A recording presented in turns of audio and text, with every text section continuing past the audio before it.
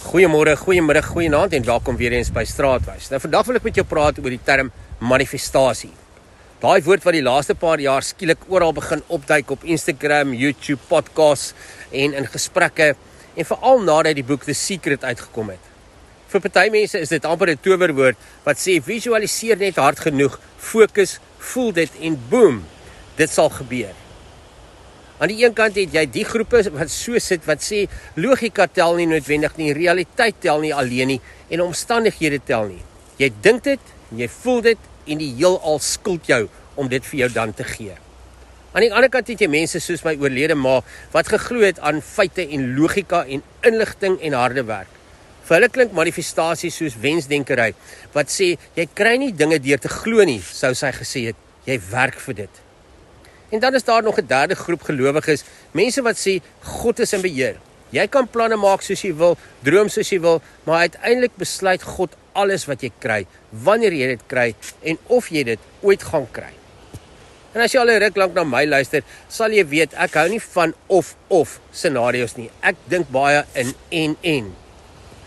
Want wat as daar waarheid is in al drie hierdie maniere van dink? Kom ons begin by die woord self. Manifestasie beteken letterlik om sigbaar te maak wat nog verborge is. Dis nie 'n nuwe idee nie, dis so oud soos die menswees self. Dink maar aan die Onse Vader se gebed wat sê, gee ons vandag ons daaglikse brood. Dis manifestasie. Of as jy bid, Here, gee my genesing. Dis manifestasie. Here, wys vir my 'n pad uit Egipte. Dis manifestasie. Mense het nog altyd gehinker na iets wat hulle nog nie kon sien nie, wat nog nie sigbaar was nie. Maar wat diep binne in hulle gevoel het, dit behoort daar te wees. En hier is waar baie mense vashak. Hulle bly by die of scenario. Hulle visualiseer harder, hulle wens meer, hulle hoop groter, maar daar is 'n en wat oorgeslaan kan word, en oorgeslaan word deur baie mense. Jy kan bid, en jy kan droom, en jy kan visualiseer, maar jy kan ook vir God vra, Here, wys my hoe ek deel kan wees van hierdie antwoord. 'n Vriend van my sê dit so mooi. Hy sê, bid asof werk nie werk nie, en werk asof gebed nie werk nie. Dis waar volwassenheid inkom. Dis waar geloof ophou om kinderlik te wees en begin om saam te werk. Kyk na die Bybel. 'n Volk droom van vryheid toe hulle in Egipte was, maar hulle moes stap, hulle moes loop. Ballingskap eindig, maar iemand moet Jerusalem herbou. Die tempel staan nie sommer net nie, klippe moes gedra word en hande moes werk. God gee die visie, maar hy betrek mense in die proses. En eers agterna, wanneer ons terugkyk, sien ons die magic. Nie omdat dit sonder moeite gebeur het nie, maar omdat dit nie sonder God gebeur het nie. Ons mis soms die wonderwerke.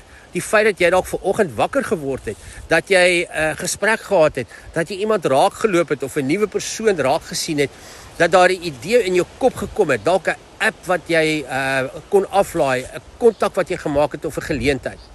En dis manifestasie in aksie. Die God wat die droom in jou geplant het, het ook die vermoëns in jou geplaas om daardie droom te dra. So manifestasie beteken nie, jy sit by 'n oop erf en wag dat die huis van self verskyn nie. Dis om die plan te teken, dis om die begroting te bereken, die fasade te visualiseer, die krane te gaan uitsoek en in te sit. Maar dan ook die fondamente gooi, die stene te laat aflaai, die sement te meng en te begin bou. En terwyl jy bou, leer jy om God se hand raak te sien in die klein dinge langs die pad en die wonder wat besig is om te gebeur. Sonder die droom weet jy nie waarheen jy werk nie. En God wil hê ons moet droom. Maar sonder my en jou insette bly dit net 'n droom. Manifestasie is nie magie en magic sonder deelname nie. Dis samewerking, dis geloof met hande en voete, dis hoop wat opstaan en begin beweeg. En dalk is dit die grootste geheim van almal. God doen die onmoontlike en hy kan dit doen. Maar hy nooi jou uit om saam te werk aan dit wat moontlik en wat sigbaar kan en moet word in jou lewe. So ek hoop jy 'n wonderlike dag en tot ons weer saam stap. Mooi loop.